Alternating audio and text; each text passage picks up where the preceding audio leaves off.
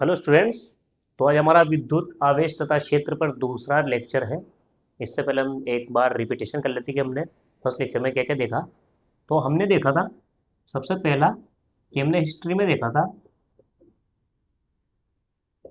कि दो वस्तुओं को, दो मटेरियल को, जो अलग अलग मटेरियल होते हैं, जैसे कांच की रोड थी और एक रेशम का कपड़ा। हमने इस तरह के दो मटेरियल देखे थे। उनको जब आपस में रगड़ा जाता है या रब किया जाता है तो दोनों में क्षमता आ जाती है कि वो एक दूसरे को आकर्षित करें। तो बाद में जब ये इस तरह के उदाहरण देखने को मिले और रिसर्च आगे बढ़ती गई तो पता लगा कि इन दोनों पर चार्ज आ जाता है, यानी एक धन आवेशित हो जाता है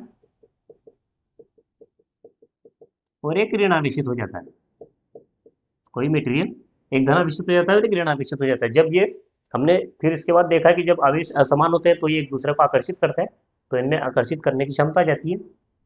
तो ये मटेरियल जब चार्ज हो जाते हैं तो एक दूसरे को आकर्षित करते हैं। अगर समान चार्ज हो जाता है यानी प्लस और प्लस होता है तो ये करते हैं प्रतिकर्षित। और जब असमान हो जाते हैं यानी माइनस और प्लस हो, प्लस माइनस हो, तो ये करते हैं आकर्षित। और माइनस और माइनस हो यानी नेगेटिव चार्ज हो तो ये वापस करते हैं प्रतिकर्षित। हमने ये पढ़ा था। फिर हमने देखा कि इसके पीछे का क्या रीजन था। इसको हमने परमाणु के मॉडल से समझा कि परमाणु के में जब बाह्य कक्षा से इलेक्ट्रॉन दूसरे मेटेरियल पे आ जाते हैं, यानी इसके परमाणु का इलेक्ट्रॉन अगर इस पर आ जाता है तो इलेक्ट्रॉन अपने साथ आवेश लेकर चलता है, क्योंकि इलेक्ट्रॉन पर आवेश होता है।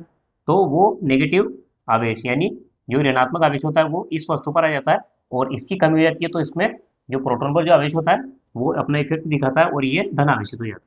हमने यहाँ तक देखा। इसके बाद हमने देखा इन दोनों मेटेरियल पर फोर्स अगर कैलकुलेट करना चाहे तो उसके लिए हमने एक नियम देखा था, वो था कूलाम का नियम। कूलाम का नियम,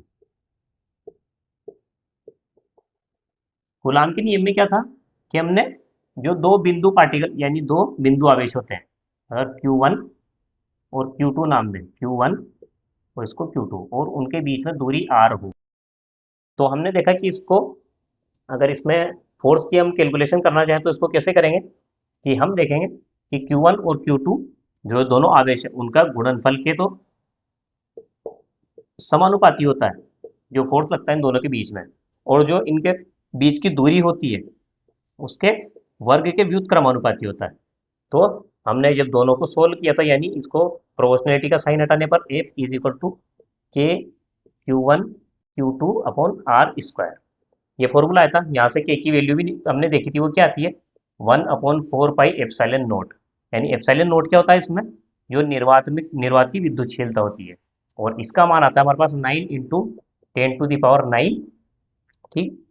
और ये जो के था इसकी वैल्यू 9 × 10⁹ आती है। Q1 Q2 के प्रोपोर्शनल होता है, ये हटाए तो ये फॉर्मूला मिला हमको, ठीक है। तो हमने इसके ऊपर क्वेश्चन भी किए थे, इस फॉर्मूले का हमने दो क्वेश्चन किए थे। तो हमने फर्स्ट लेक्चर में यहाँ तक पढ़ा था।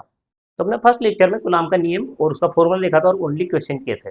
अगर इसमें लेवल थोड़ी बढ़ा दी जाए क्वेश्चंस की, जैसे अरेंजमेंट अलग अलग कर दिया जाए आवेशों का, तब हम इसको कैसे करेंगे, उसके लिए आता है कूलाम के नियम का सदिश निरूपण, यानी सदिश की फॉर्म में हम कूलाम के नियम को कैसे लिखते हैं, तो वो हम आज के लेक्चर में पढ़ेंगे। तो टॉपिक है हमारा कूलाम के नियम का सदिश निरूपण, यानी वेक्टर फॉर्म है, ठीक है। ये वेक्टर फॉर्म होगी, वेक्टर फॉर्म और कूलाम्स लॉ।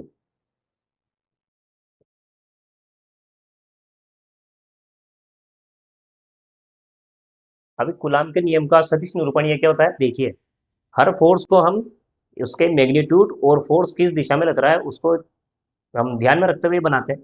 तो इसमें भी वही है, जो दो आवेशों के बीच में फोर्स लगेगा, तो आवेशों का तो क्या है कि दो दोनों आवेश है, अगर ओनली टू ही हो तो Q1 और Q2, तो इन दोनों के बीच में जो बल लगेगा वो इन दोनों को मिलाने वाली रेखा पर ही लगेगा, यानी ये वाला जो आवेश है, इस वाले आवेश को ये वाला आवेश अपनी तरफ खींचेगा, और इस Q2 आवेश को ये Q1 आवेश अपनी तरफ इस तरफ खींचेगा।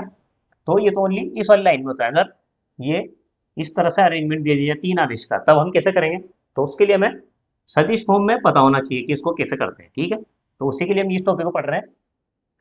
तो हम मानते हैं सबसे पहले कि 2D में, हम 2 डायमेंशनल फॉर्म में मानते हैं कि ये ओरिजिन है, हम यहाँ पर है, ये 0,0 है। यहाँ पर एक आवेश है यहाँ पर, और एक दूसरा आवेश है यहाँ पर। अगर पहला आवेश की बात करें तो इस ओरिजिन से, यानी इस पॉइंट O से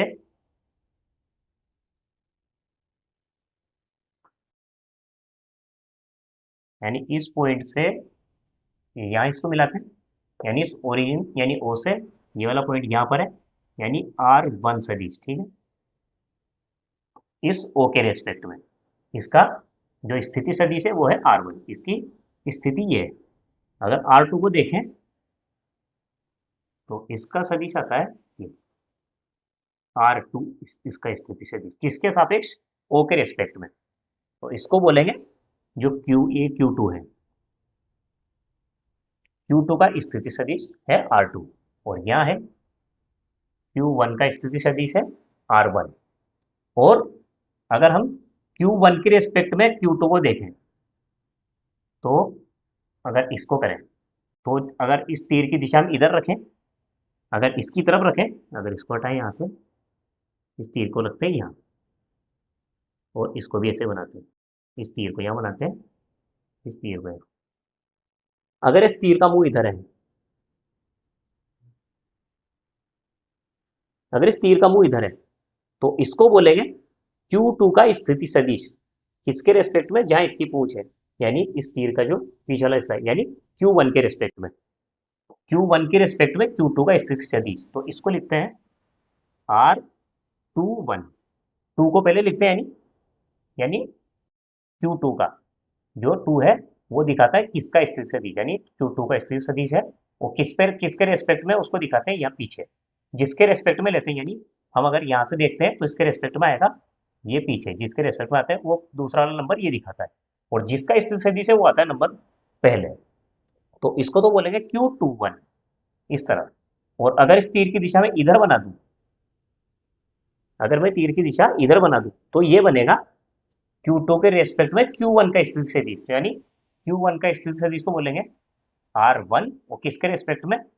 2 के रेस्पेक्ट में। तो ये 2 पीछे लिखेंगे। आपको इस तरह से करना है हमेशा, जब इसको नोटेशन देते हैं तो इसी तरह से देते हैं, जिसके रेस्पेक्ट में उसको पीछे, और जिसका स्थिति सदिश है उसको पहले। अब देखिए, अगर ये ओरिजिन से देखें, अगर ये Q2 यहाँ है तो जो Q1 इस पर फोर्स लगाएगा, वो फोर्स किस तरफ लगाएगा? यानी दोनों पॉजिटिव है तो इस पर इधर की तरफ फोर्स लगाएगा। तो मैं फोर्स को बनाता हूँ इधर, ठीक है। इसको आगे बढ़ाते हो, थोड़ा सा फोर्स को यहाँ बना लेते हैं। अब फोर्स को कैसे दिखाएंगे? फोर्स 2 पर, यानी आवेश 2 पर, अगर मैं इस पॉइंट को 2 दे दूं, यानी 2 पर किसकी वजह से? 1 की वजह से। फोर्स इस पर, जिस पर है उस नंबर को पहले लिखेंगे, यानी F, ये आएगा इधर F1, F1 किसकी वजह से? 2 की वजह से। इस तरह से बनाते हैं, इसके ऊपर सदिश का चिन्ह लगा देंगे। तो ये फोर्स को दिखाने का तरीका है इस तरह से। यानी अगर फोर्स को जो नीचे हम साइन ये नंबर देखते हैं, ये हमें ऐसे ही लेना है कि 1 को कभी भी कर दिया। इसको लिखने का तरीका होता है कि जिस पर है उस नंबर को पहले, और जिसकी वजह से उसको बाद में। ऐसे स्थिति सदिश, जिसका स्थिति सदिश है वो पहले, और जिसके रेस्पेक्ट में स्थिति सदिश देख रहे हैं वो बाद में। तो अब लिखते हैं वेक्टर फॉर्म में। तो हमें पता है फोर्स कूलम्ब का, अगर हम 2 पर देखें, अगर 2 पर देखें तो इसको लिखेंगे F2 पर, है ना, 1 की वजह से। तो फोर्स को लिखते हैं, अगर फोर्स का हम ओनली ये परिमाण लिखते हैं, और इसके ऊपर लगा दें हम इसकी दिशा, यानी जो 2-1 है इसकी दिशा भी यही है, 2-1 की दिशा ही जो है R21 की जो दिशा है, तो ये R21 की ही दिशा में है ये फोर्स। इस तरह से लिखते हैं। जब भी किसी सदिश को लिखते हैं तो सदिश का परिमाण उसको उसके एकांक सदिश से गुणा। ठीक, क्योंकि कोई भी सदिश होता है तो उसमें क्या होती है, एक तो दिशा होती है और एक परिमाण होता है, तो ये परिमाण है और ये दिशा है इसका, इस तरह से लिखते हैं। और अगर F12 को लिखें तो ये F12 के लिए अगर हम लिखें तो ये भी आएगा इस तरह से, F, यहाँ पर 21 आएगा, F12 का परिमाण यानी इसका मैग्नीट्यूड और इसका डायरेक्शन जो है 1 से, जो है 2 से 1 की तरफ, यानी 2 के रिस्पेक्ट में 1 का जो है इस डायरेक्शन में, इस तरह से लिखेंगे ओनली। ये एकांक सदिश है, इसलिए इसके ऊपर केप लगेगी, ये इकाई सदिश के ऊपर ऐसे केप लगा के दिखाते हैं। तो ये हो गया सदिश निरूपण। इसको अगर हम किसी एक को ले लें, इसको ले लेते हैं, तो इसको हम ऐसे लिखेंगे, F21 इज इक्वल टू के को ये सोल्व करके लिख लेते हैं पहले, 1/4 pi epsilon not Q1 Q2 by, अब देखिए क्या लिखना है हमें, ओनली परिमाण R स्क्वायर, जो 21 है। अगर इसका हम देखें जो 2 से 1 है तो हमें ये लिखना है, R21 का मैग्नीट्यूड और दिशा क्या है, जो R21 के, तो ये तो ओनली मैग्नीट्यूड होगा, मैग्नीट्यूड और दिशा कौन सी, जो R21 की है, इस डायरेक्शन में। अब R21 को भी हम सोल्व करके लिख सकते हैं, R21 को, यानी हमें अगर ये सदिश है तो इसको कैसे लिख सकते हैं, देखिए इसको यहाँ बनाते हैं कि ये तो देखिए ये है R2 और ये है R1, ये इस तरफ है R1 और ये, इसको यहाँ बनाते हैं, इसको भी यहाँ बनाते हैं R1 और ये R2। हमें 21 अगर निकालनी है तो 21 क्या है, ये 2 की तरफ 1 1 के रेस्पेक्ट में, तो ये आ जाएगा R21, हमें निकालना ही है, पर हमें पता है ये वाला स्थिर सदिश, हमें ये पता नहीं है, क्योंकि हम यहाँ से इसके रेस्पेक्ट में ले रहे हैं, जो भी वैल्यू ले रहे हैं इस ओ के रेस्पेक्ट में ले रहे हैं, तो हमें मान लीजिए ये पता है, ये पता है, पर ये पता नहीं है, तो इसको कैसे करते हैं, वही त्रिभुज नियम जो सदिशों को आपने पहले ही पढ़ा है कि जोड़ते कैसे हैं, कि पूंछ यानी इसकी पूंछ और इसकी हेड, तो इसकी हेड और टेल, तो इन दोनों का जो होगा वो इसके बराबर होगा, तो इसको लिख सकते हैं हम R1 plus R21 is equal to आएगा इसके बराबर R2 के, तो यहाँ से R21 क्या आएगा, R इनके ऊपर सदिश का निशान लगा देते हैं, R21 इज इक्वल टू आएगा R2 माइनस R1, इस तरह से करते हैं इसको, क्योंकि हमने त्रिभुज नियम पढ़ा है, तो नोटेशन भी हम इसलिए ही देते हैं, क्योंकि अगर हमें R21 करता हूँ R2 माइनस R1 कर सके, तो ये याद रखने में आसानी रहती है, क्योंकि देखने में कि आज पहले R2 है, 2 पहले है और 1 बाद में, तो R2 माइनस R1 कर देंगे, क्योंकि आता भी इसी, तो लिखते हैं इसको इस तरह से कि हमें याद रह जाए, तो इसकी जगह लिख सकते हैं हम R2 माइनस R1, तो यहाँ पर लिखेंगे मैग्नीट्यूड की जगह पर 1/4 pi epsilon not Q1 Q2 upon, यहाँ मैग्नीट्यूड करना है R2 माइनस R1 के सदिश, और ये केप चल ही रहा है R21 F21। अगर F12 निकालना हो तब क्या करेंगे, उसमें भी ऐसे ही करना है, F12 निकालना है, वो आएगा 1/4 pi epsilon not Q1 Q2 upon R12 आएगा इस जगह पे, जो R21 था यहाँ पे आएगा R12, तो जो R12 को सोल्व करेंगे तो वो बनेगा R1 माइनस R2, जो सदिश है उनका मैग्नीट्यूड, यानी ओनली न्यूमेरिकल वैल्यू आएगी, और दिशा कौन सी होगी, जो R12 की है, जो R12 की जो दिशा है उसी दिशा में फोर्स है, फोर्स की वही दिशा है, तो R12 की ही दिशा में लगेगा।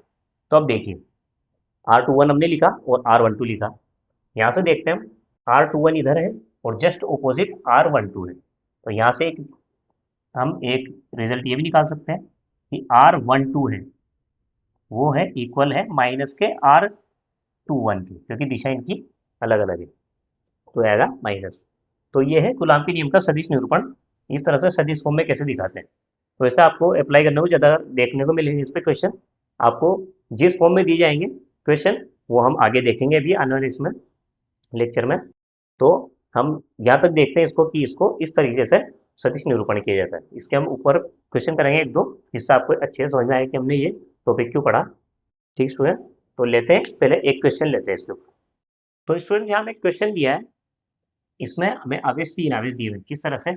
चित्र में प्रदर्शित 2 आवेश के कारण तीसरे आवेश पर परिणामी बल निकालना है, यानी Q1 और Q2 की वजह से जो Q3 है उस पर बल निकालना है। जो इस चित्र में दिया हुआ है कि Q1 की वजह से Q3 पर जो फोर्स लग रहा है वो इस तरह इसको आगे बढ़ाते हुए ये लगेगा Q31। इसको 31 कैसे दिया हुआ है? क्योंकि फोर्स लग रहा है 3 पर, किसकी वजह से? 1 की वजह से। और इसको दिया हुआ फोर्स लग रहा है 3 पर 2 की वजह से, जो 2 की वजह से, तो इसको इस तरह से दिखाया गया है। तो हमें निकालना है ये दोनों फोर्स का रिजल्टेंट, क्योंकि एक फोर्स ये लगा रहा है इधर, ये लगा रहा है इधर, तो जब इन दोनों का परिणामी वो आएगा ये तीसरी दिशा में, यानी थीटा उसका तो कुछ भी हो सकता है, यानी अगर एल्फा माने तो किसी भी इस वाले फोर्स से किसी भी एंगल पर होगा, यही इन दोनों के बीच में कहीं मिलेगा। पर हमें निकालना है परिणामी। कब निकालना है? जब दो कंडीशन दिया, अगर थीटा बराबर जीरो, यानी अगर ये थीटा जीरो जीरो यानी ये दोनों इतने पास पास आ जाए, इसके बीच में ये 0 डिग्री एंगल बन जाए, या फिर theta is equal to 90 degree, अगर ये थीटा पड़ता हो या फिर ये दोनों 90 डिग्री पे हो, जो Q3 है इसी 90 डिग्री के एंगल के बीच में हो, तब आएगा कि इसके बीच में फोर्स कितना आएगा। तो ये हमें कैलकुलेट करना है। तो कैसे करेंगे? देखिए हमें फॉर्मूला पता है कि एफ, अगर मैं ओनली पहले 3 1 के लिए निकालता हूँ, क्योंकि Q1 की वजह से 3 पर 3 1, ठीक है। तो ये निकालते हैं F31, अगर मुझे निकालना हो तो ये आएगा 1/4 pi epsilon not Q3 Q1, क्योंकि इन दोनों के बीच में लग रहा है ये, तो Q1 Q3 upon r square, यानी जो डिस्टेंस होती है, इसमें डिस्टेंस दी हुई है ए दी हुई है, इन दोनों के बीच में ए डिस्टेंस है और इन दोनों के बीच में डिस्टेंस है बी, तो यहाँ पर आएगा ए स्क्वायर। अगर सदिश फॉर्म में लिखना हो तो आप यहाँ R31 कर सकते हैं केवल, अगर सदिश फॉर्म में दिया हो, क्योंकि हमें सदिश फॉर्म में इसको पूछा नहीं है, ओनली हमें परिमाण पूछा है, तो हम इसको हटा देते हैं अभी के लिए, हमें ओनली इसके मैग्नीट्यूड से मतलब है। तो F31 जो आएगा वो आएगा 1/4 pi epsilon not Q1 Q3 by A square, जो इन दोनों के बीच की डिस्टेंस है। और अगर Q2 की वजह से इस पर फोर्स निकालना तो आएगा Q32, यानी F32, ये आएगा F32 is equal to 1/4 pi epsilon naught Q2 Q3 upon b square. तो 3 1 तो ये आ गया, 3 2 ये आएगा, क्योंकि इसमें यहाँ 2 और 3 आएगा, क्योंकि इसके और इसके बीच में लग रहा है। पर और जब हमने इसके और इसके बीच में किया था तो Q1 और Q3 आया था इस वाले फॉर्मूले में, नीचे आया था इसमें A, क्योंकि दोनों के बीच में डिस्टेंस थी A, और इसमें आएगा B, क्योंकि दोनों के बीच में डिस्टेंस है B।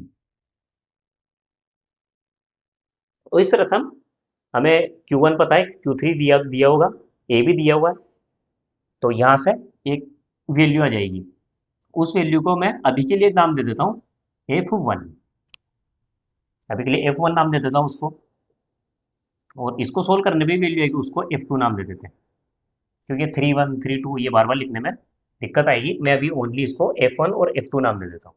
हमें तो निकालना है जो ये F1 और F2 निकल रहा है, यानी एक फोर्स इधर और एक फोर्स इधर, इन दोनों के बीच में जो थीटा एंगल है, तो उसके बीच में कहीं रिजल्टेंट मिलेगा, वो रिजल्टेंट हम कैसे निकालते हैं?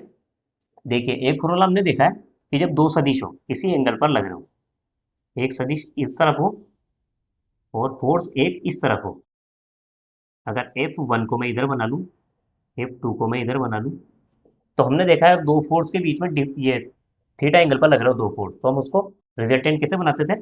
इस फोर्स को उठा के इसके यहाँ सिर के यहाँ रखते थे, है ना, इसके हेड को इसके टेल से मिलाते थे, तो ये इस तरह से आता था।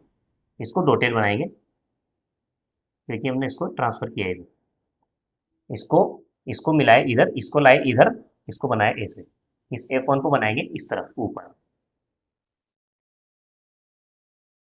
इस तरफ। तो जब हम ऐसे बनाते हैं तो रिजल्टेंट मिलता है इन दोनों के बीच में, जो मिलाने वाली जो है ये लाइन होती है, इस कोने को इस कोने से मिलाने पर, तो यही होता है रिजल्टेंट। एफ में इसको आर नाम दे देता हूँ, एफ आर, जो रिजल्टेंट फोर्स होता है वो इस तरफ निकलता है। और हमें इसको कैसे कैलकुलेट करना है उसका फॉर्मूला ही पता है, वो फॉर्मूला आता है आर इज इक्वल टू, अगर इसको एफ आर बोल देते हैं, रिजल्टेंट ही लिख रहे हैं, तो आर इज इक्वल टू आता है, फॉर्मूला हमने देखा था, रूट ओवर F1 का स्क्वायर यानी फोर्स F1 का स्क्वायर प्लस F2 का square plus 2 F1 F2 cos theta, जिस एंगल पर वो लग रहे हैं, ये एफ आर, और इसके नीचे लिखते हैं एफ आर। इस तरह से लिखते हैं अगर दो फोर्स इस तरह से हो, तो हमें रिजल्टेंट ही पूछा गया है, परिणामी बल। तो हम ऐसे कर सकते हैं, क्योंकि हमें F1 पता है, F2 पता है, दोनों के बीच में एंगल भी पता है, तो हम इस फॉर्मूले को,